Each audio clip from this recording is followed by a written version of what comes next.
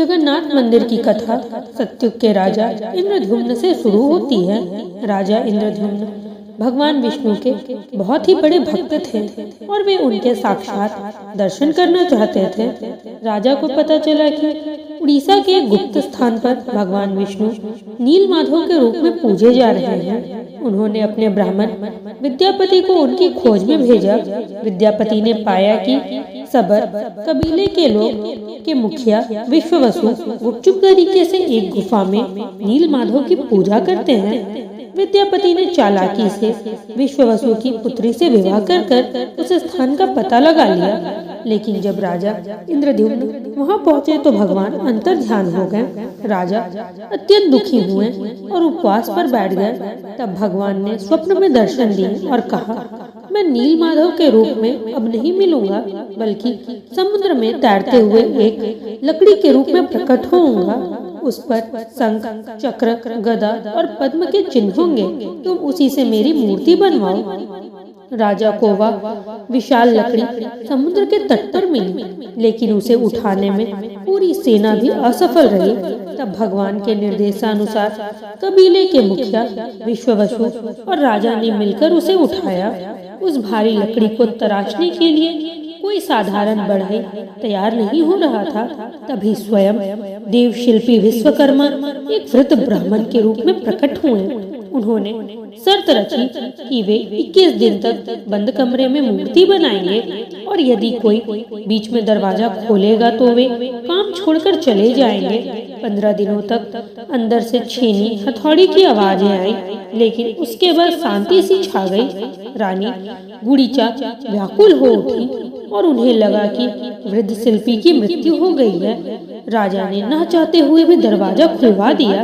दरवाजा खुलते ही वृद्ध शिल्पी गायब थे और अंदर 3 अधूरी मूर्तियां खड़ी थी, जिनके न हाथ के पंजे थे न पैर। राजा पश्चाताप करने लगे, लेकिन आकाशवाणी हुई कि भगवान इसी रूप में धरती पर कलयुग के कष्टों को हरने के लिए रहना चाहते हैं। जगन्नाथ मंदिर के रहस्य आधुनिक विज्ञान और इंजीनियरों के लिए एक चुनौती बने हुए हैं। अब मैं आपको मंदिर से जुड़े कुछ रहस्यों के बारे में बताने जा रही हूँ। सामान्यतः कोई भी कपड़ा हवा की दिशा में ही उड़ता है, लेकिन मंदिर के शीर्ष पर स्थित ध्वज हमेशा हवा की विपरीत दिशा में ही लहराता है। इसके पीछे का कारण आज तक कोई नहीं समझ पाया है। मंदिर के ऊपर लगा ध्वज प्रतिदिन बदला जाता है। मान्यता है कि यदि एक दिन भी यह ध्वज नहीं बदला गया तो मंदिर 18 वर्षों के लिए बंद हो जाएगा। एक पुजारी 45 मंजिला ऊंची इमारत जितनी ऊंचाई पर बिना किसी सुरक्षा उपकरण के चढ़कर यह ध्वजा बदलता है। मंदिर के शिखर पर एक अष्ट धातु का एक विशाल नील चक्र लगा हुआ है। इस चक्र की विशेषता यह है कि आप पूरी शहर में कहीं भी खड़े हो, आपको इस चक्र का मुख अपनी ही ओर दिखाई देगा।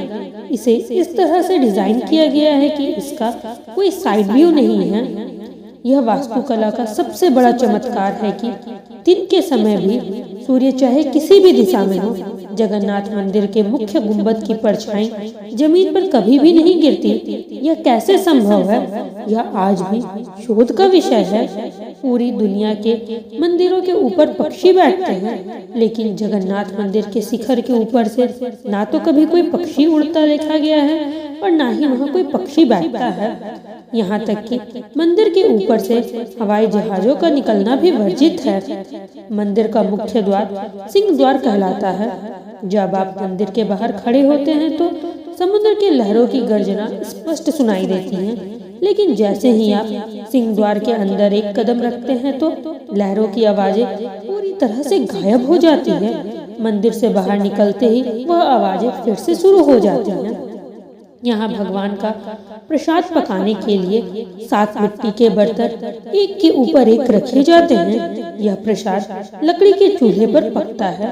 आश्चर्यजनक बात यह है कि सबसे ऊपर रखा बर्तन का खाना सबसे पहले पकता है, फिर उसके नीचे वाला और सबसे अंत में सबसे नीचे वाला बर्तन जो आग के सबसे करीब है वह सबसे अंत में पकता है। जगन्नाथ मंदिर का सबसे बड़ा रहस्य है ब्रह्म पदार्थ हर 12 या 19 साल में जब नई मूर्तियां बनाई जाती हैं तो पुरानी मूर्तियों में से एक दिव्य शक्ति को निकालकर नई मूर्ति में स्थापित किया जाता है। इसे नव कलेवर उत्सव कहते हैं। गोपनीयता यह है कि जब यह प्रक्रिया पूरी होती है तो पूरे शहर की बिजली काट दी जाती है। मंदिर के चारों ओर सुरक्षा बलों का कड़ा पहरा होता है। जिस पुजारी को यह कार्य सौंपा जाता है उसकी आंखों पर मोटी सी पट्टी बांधी जाती है और हाथों में कपड़े लपेटे जाते हैं। पुजारियों का कहना है कि जब वे इस ब्रह्म पदार्थ को हाथ में लेते हैं तो उन्हें ऐसा महसूस होता है जैसे कोई जीती जागती चीज धड़क रही हो। मान्यता यह है कि भगवान श्री कृष्ण का हृदय है वह जो आज भी जीवित अवस्था में है। जगन्नाथ मंदिर की रसोई को माता लक्ष्मी की देखरेख माना जाता है। यहाँ का प्रसाद कभी भी व्यर्थ नहीं जाता और ना ही कभी कम पड़ता है। चाहे मंदिर में 2000 भक्त आएं या 20 लाख, वही खाना सबके लिए पर्याप्त हो जाता है। जैसे ही मंदिर के कपाट बंद होने का समय आता है प्रसाद अपने आप ही समाप्त हो जाता है। हर साल आषाढ़ मास में होने वाली रथ यात्रा केवल एक उत्सव नहीं बल्कि भगवान का अपने भक्तों से मिलने का एक माध्यम है। भगवान जगन्नाथ, बलभद्र, सुभद्रा अपने मंदिर से निकलकर अपनी मौसी के घर गुड़ीचा मंदिर जाते हैं। रथ यात्रा के दौरान एक विशेष रस्म होती है जिसे छेरा पहरा कहते हैं, जिसमें पुरी के गजपति राजा स्वयं सोने की झाड़ू से रथ की रास्ते को साफ करते हैं। यह दर्शाता है कि भगवान की नजर में राजा और प्रजा सब समान हैं। कई वैज्ञानिकों ने इन रहस्यों को समझने की कोशिश की है। कुछ इसे तटीय हवाओं का प्रभाव बताते हैं तो कुछ इसे उत्कृष्ट इंजीनियरिंग का नमूना बताते हैं। लेकिन ध्वज का विपरीत दिशा में उड़ना या ब्रह्म पदार्थ का धड़कना, ये ऐसी बातें हैं जिनका जवाब आज भी विज्ञान के पास नहीं है। जगन्नाथपुरी का यह मंदिर सिद्ध करता है कि जहाँ विज्ञान की सीमा समाप्त होती है वहाँ से अध्यात्म और अटूट श्रद्धा की सीमा शुरू होती है। यह मंदिर सदियों से भारत की सांस्कृतिक विरासत और रहस्यों का केंद्र बना हुआ है।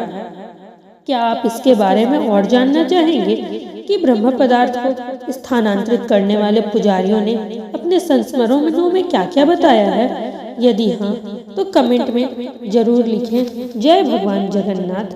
अगर आपको यह वीडियो पसंद आई हो तो मेरे चैनल को सब्सक्राइब करें, वीडियो को लाइक करें, शेयर करें और कमेंट जरूर करें। और हर कथा में जुड़े भक्ति की डोर से हर हर महादेव, ओम नमः शिवाय, जय श्री जगन्नाथ।